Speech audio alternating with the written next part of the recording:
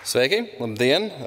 Man kā reklāmistam liels gods un prieks zināt un pieņemt un pat baudīt to mirkli, ka kāds man nepārslēgs, jo pārsvarā jau visus tos reklāmistus tiešām, kad ir iespēja, tad hops prom.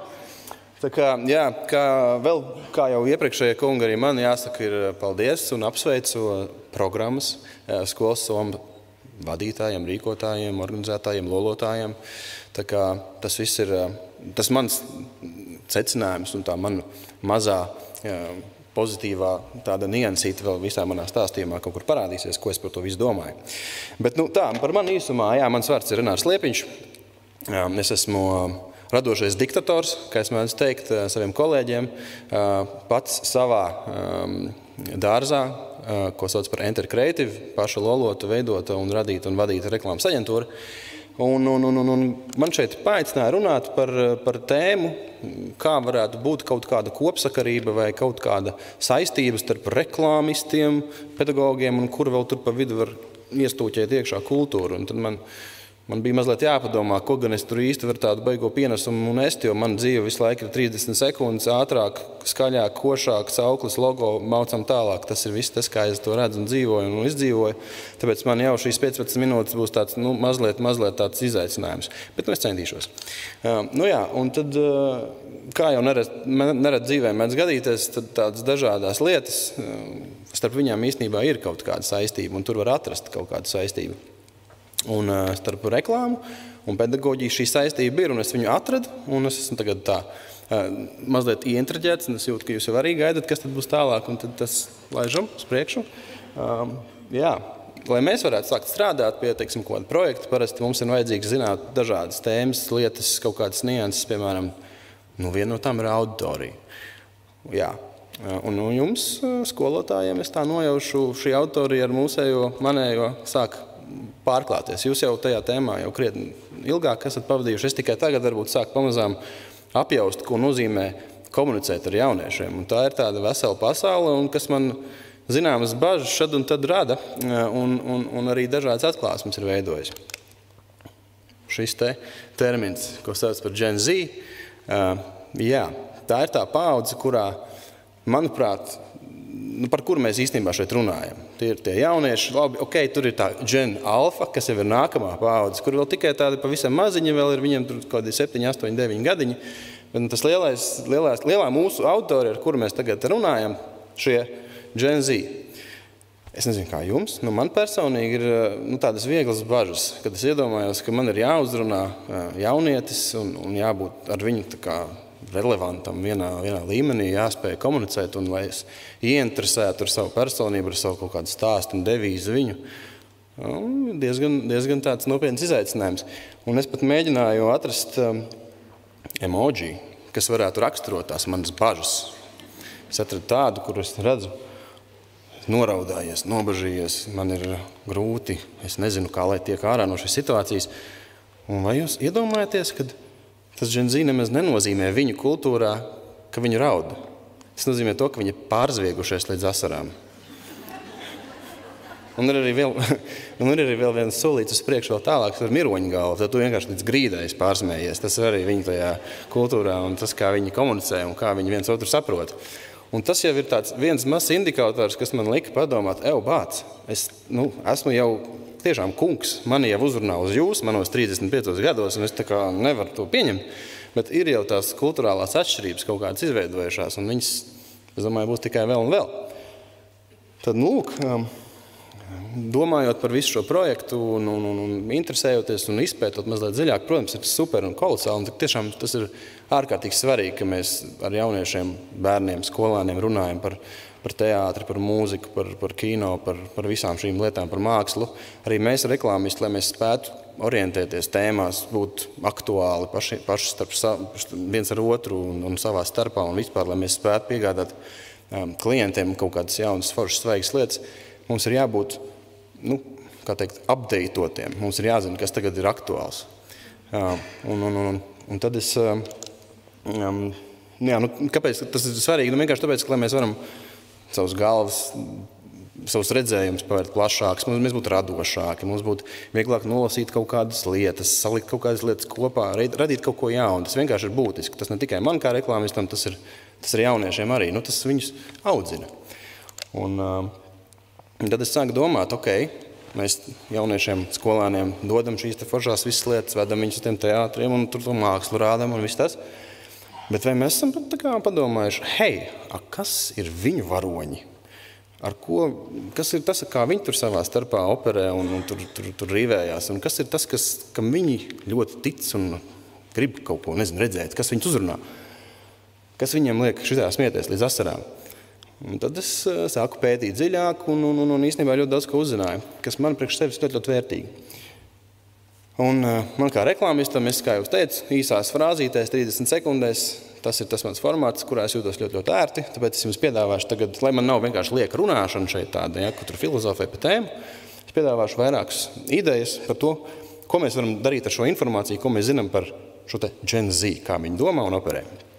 Kāpēc es to darīšu? Tāpēc, kad līdzīgi kā manā profesijā visiem ir viedoklis par reklāmu, tāpat droši vien par jūsu tēmu visiem ir viedoklis, kā vajag audzināt un skolot bērnus. Tāpēc atkal, mums ir kaut kāds krustojums šeit. Tā kā es domāju, to mums ir vēl viena lieta. Tā kā, aiziet, sākam, skatāmies, kas mums tur ir. Pirmā lieta, kas ir pilnīgi skaidra, viņi nekad nezinās, kā tas bija, kad augām mēs. Kāda ir sakarība zīmulim ar kaseti? Vai viņi pat nezinās, kad bija jāuzraksta sveiki, jānospiež 7 reizes 7, V 2 reizes, un tad tu dabūtu to sveiki uz telefonu. Tad to viņi nezinās. Viņi ir dzimuši kaut kādā jau nākamā līmeņa digitālajā pasaulē ar digitālu viedokli un izpratni. Līdz ar to tur viss ir pilnīgi savādāk. Un tam man tāds piedāvājums varētu būt, ko mēs varētu ar to iesākt. Skolā, piemēram, kādu reizi domraksts, kas ir tavs mīļākais YouTubers? Bet tad daram to kārtīgi. Izpētam to YouTuberu, no kurienes viņš ir nācis, kas ir saturs, kāpēc tas saturs ir īpašs, ar ko tas ir īpašs, kādi cilvēki tur reaģē, ko viņi nereaģē, vai viņi kaut kas tur iedvesmojās vai neiedvesmojās. Vesels domraksts, bet par tēmu, kas ir tur digitāli. Man šķiet, ka no tā kaut kas varētu sanākt, tas būtu interesanti. Otra tēma. Mēmes tās saucamās. Es domāju, ka mēs visi esam tādas viens otram kādreiz pārsūtījuši un par tādām esam smējušies. Tā ir īstenībā tāda vesela kultūras daļa, sastāvdaļa, kas tajā saucamajā Gen Z laikmetā ir krietni uzsprāgusi. Piedāvājums. Piemēram, ja mums ir kaut kāds tur vēsturisks temats vai kaut kas saistībā ar kaut vai vēsturi, geogrāfiju, kultūras vēsturi, tas nav pat varbūt tik svarīgi. Kā piemērs ilustrē Napoleonu ar kādu memes palīdzību. Un tur uzreiz jau rodās vesela pasaule un veids, kā mēs domājam. Un es domāju, ka tas atkal ir interesanti. Tajā pašā laikā tur ir tas izglītošanas aspekts. Un arī tur tā kultūra ir. Un tas viss tur smuks attiekās. Nākamais – sociālie tīkli. Mēs ļoti labi zinām, mēs arī paši tur visi esam, bet mūsu lolotie draugi, mazie jaunie, viņi sociātīklos ir, tas ir viņu DNS. Kā mēs to varam izmantot? Pētnieciskais darbs. Varbūt mēs skatāmies uz tagad aktuālo tēmu fake news, teiksim, TikTok kontekstā. Atrodam kaut kādu kanālu vai kaut kādu tiktokeri, kas runā, piemēram, par to, ka visi odi ir valdības aģenti, vai kad dārzeņus ēst ir absolūti neveselīgi. Ir tādi indivīdi, es pats esmu tādiem uzdūries, muļķības totālākās, bet varbūt ir par to vērts kaut kā padziļinātāk paskatīties, un lai tas jaunietis tur veic tādu kaut kādu praktiskāku darbu. Manuprāt, interesanti. Starp citu, Facebooks vairs nav stilīgi viņiem. Ja jūs domājāt, tur viss ir beidzies. Nākamā tēma. Šis jau droši vien tā mazliet anarchistiski, bet, piemēram, kā būtu, ja mēs tajās stundās, jo man pašam bērni, es zinu, ka viņiem telefonu stundā neļauj izmantot, bet varbūt to vienu lieko reizi varētu izmantot, uztaisīt tādu online viktorīnu, visi ielogojās vienā linkā, tas pavisam free un brīvi pieejams, ņemam un daram. Mēs ielogojamies par kaut kādu tēmu, tagad sākam spiest vienkārši jā, nē, pareizās atbildes.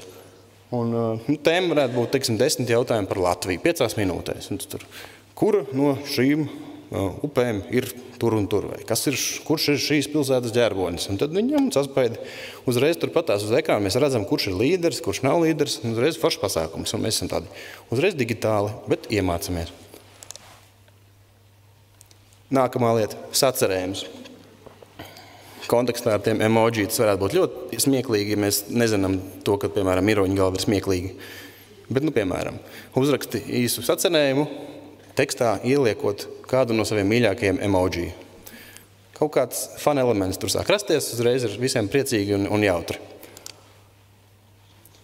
Izlas grāmatu un uzfilmē TikTokā recenziju par to. Ir daudz kādas recenzijas redzētas TikTokā par visu kaut ko, bet par grāmatu arī ir, bet mazāk. Bet varbūt tāpēc jāizdara. Izlas grāmatu, uzfilmē TikToku, pieliec mūziku, filtriņu, vēl kaut ko. Viss skaisti. Un parāda mums, novērtējam, skolotājiem. Tālūk. Vēl viens moments. Atrodam, piemēram, Jurģa Liepnieka vai Mārča Auziņa Twitter kontu, jeb X kontu. Mēs jau pat varam atrast vairākus, jau iedot kā piemērs, kur tev tur 10 tvīti, pasties, kur te nepareizi ir gramatika salikt, kur te vajadzēja punktu, interpunkciju, kur te 2 teiciens. Tā, ņemam izdaram, kas izdara pareizi, visforši. Ir tāda Canva, kurā var visu kaut ko tur jau smuki zīmēt, tas jau nedaudz advancētāk, bet, piemēram, mums ir kaut kāda tēma, kaut kāda, piemēram, tur ģeogrāfija, vai mēs salīdzinām 2 valstis, vai kaut kādu karu, vai kaut ko. Uzdevums būtu ilustrēt faktus, notikumus, tur kaut kādu gaitu un tam līdzīgi, izmantojot Canva rīku. Tas jau ir kaut kā nedaudz nopietnāk, jau tik tiešām interesantāk. Tas varbūt iespējams nebūtu aktuāli tādiem mazākiem bērniem, bet jau tur uz vidusskolas pusi. Un man liekas, ka ļoti, ļoti forši un uzreiz jau iedod atkal to radošumu mazliet savādāk. Zinātniski pētnieciskais darbs Instagramā. Grūti noticēt, bet kāpēc nē? Mēs ietagojam vajadzīgās lietas, par kurām mēs runājam. Mēs liekam aprakstus, mēs liekam lokāciju, tur norādam. Mēs varam šķirstīt tās bildītes, un tur tās tēmas mums pa katru jau pamainās. Mēs mūziku varam uzlikt kaut kādu atbilstošo un tā tālāk. Īstenībā tas Instagram konts varētu būt kā vienkārši tāds reklāmas rīks, kā mēs to īsto pētniecisko darbu reklamējam. Tāda vai arī daļa no tā, vai kaut kāds miks, bet kaut kādu tur var to korelāciju atrast. Un pēdējais, kur 2 latvieši, tur 3 podkāsti. Noteikti vajag vēl vienu. Varētu būt kā tāda lieta, ko dara vesela klase. Viens uzņemās filmēt, viens uzņemās kaut ko tur režisēt, sagatavot programmu, atnest ūdeni, vēl kaut ko. Uztaisam podkāstu. Labi, ok. Ja tas ir pārāk advancēti, vienkārši paņemam esošu podkāstu sēriju, vai manu uzrunu, piemēram, šeit šo, ko mēs būsim uzfilmējuši. Apskatāmies, jaunieši izvērtē, uzrakst savus pārdomus, hops, uzreiz vesels temats. Tā kā šīs visas idejas pa brīvu, stundu likumu nepiešķiru. Es ceru, ka noderēju. Paldies!